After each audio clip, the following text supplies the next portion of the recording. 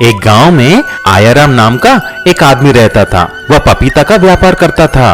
वह बहुत ही कंजूस और खड़ूस आदमी था। उसी गांव में विशाल नाम का एक छोटा सा व्यापारी भी रहता था। विशाल रोज आयाराम के यहाँ पपीता खरीदकर गांव के गलियों में जाकर बेचता था। उसी तरह अपना जीवन गुजारता था।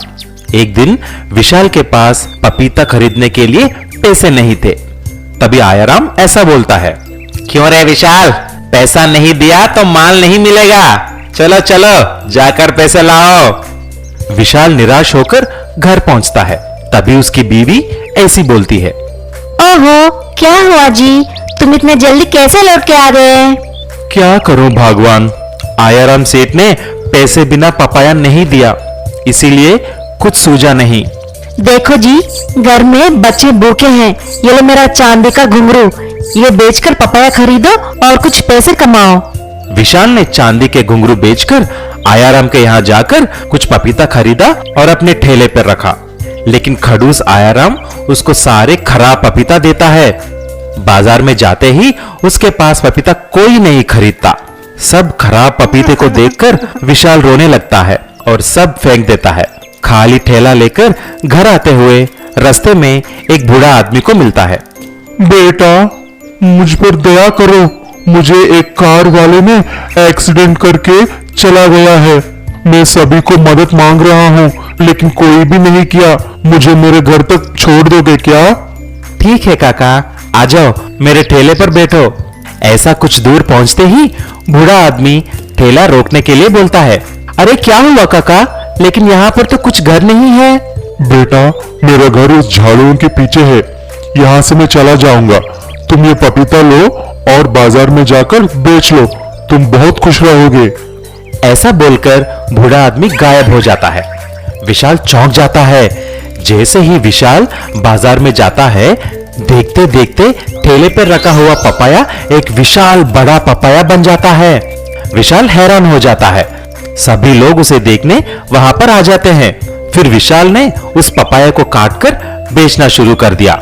वह इतना स्वादिष्ट था कि पूरा का पूरा पपाया बिक गया और ऐसा वह 5,000 रुपए कमाता है। हे भगवान, तुमको लाख लाख शुक्र है, तुम ही उस काका के रूप में आकर मुझे सहायता किया है। बाद में विशाल जाकर सारे पैसे अपने बीवी को देता है। अरे ये क्या है जी, इतना सारा पैसा? फिर विशाल सारी बात अपने बीवी को बोलता है और रोज जाकर एक पपीता खरीदकर अपने ठेले पर रखता है और वो बड़ा विशाल पपीता बन जाता है। ऐसे ही उसे बेचकर बहुत खुशी से रहने लगा। भूमिगत सोने का केला। बुद्धिपुर नाम के एक गांव में केलों की ज्यादा खेत उगाते थे। वह गांव केलों के लिए बहुत ही मशहूर था। पूरे देश में बुद्धिपुर के केले एक्सपोर्ट होते थे। उसी गांव में धीरज करके एक किसान अपने बेटे पुनीत के साथ रहता था। धीरज एक ईमानदार आदमी था और सबको मदद भी करता था। उसके पास 3 एकड़ का जमीन थी जिसमें वह केले उगाता था। एक बार उसके पड़ोस में रहने वाले किशोर धीरज का खेत देखकर जल जाता है और पूरी फसल को मारने के लिए एक योजना बनाता है। इस धीरज की खेत तो बहुत अच्छा है, मुझे किसी भी तरह इसको खराब करना है। ऐसा सोचकर एक रात को जब धीरज और पुनीत सो रहे थे, किशोर आकर पूरे खेत में एसिड डाल देता है। सुबह जब धीरज आकर देखा, पूरा केले की खेत जल जाता है और खराब हो जाता है। तभी धीरज निराश होकर रोने लगता है। तभी उसके बेटे पुनीत आकर ऐसा बोलता है, पापा पापा, आप निराश मत हो, मैं एक जादूगर को जानता हूँ, चलो हम उसके पास चलते हैं, शायद वो हमें कुछ सहायता करे। धीरज और पुनीत उस जादूगर के पास जाते हैं। जब वो दोनों उसके खेत के बारे में बोलते हैं तो जादूगर तुरंत एक जादू करके कुछ जादुई केले का बीज देते हैं और ऐसा बोलते हैं, देखो धीरज, मैं आपको कुछ जादुई केले का बीज देता हूँ, इसे तुम जमीन में गाड़ लो। ठीक 1 महीने के बाद जमीन खोद कर देखो, तुम्हारा जीवन हमेशा हमेशा के लिए बदल जाएगा।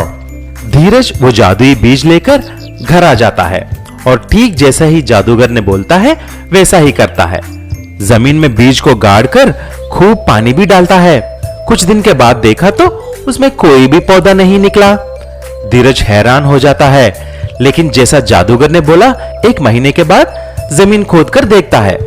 वहां पर खोदने पर धीरज हैरान हो जाता है। अरे ये क्या? हे भगवान, यहां पर तो एक सुरंग हो चुका है। सुरंग में जाकर देखा, वहां पर एक बड़ी सोने की केला नजर आता है। उसको देखकर धीरज बहुत खुश हो जाता है, लेकिन यह बात पूरी गांव में फैल जाती है। एक क्रेन की सहायता से सोने की केले को बाहर निकालते हैं। सारी गांव के लोग बड़े सोने की केले को देखने के लिए लाइन लगा देते हैं। तभी धीरज उस जादूगर के पास जाता है और ऐसा बोलता है, आपको बहुत बहुत धन्यवाद जी, आपके दिए हुए बीज से ही मेरा जीवन बदल गया है।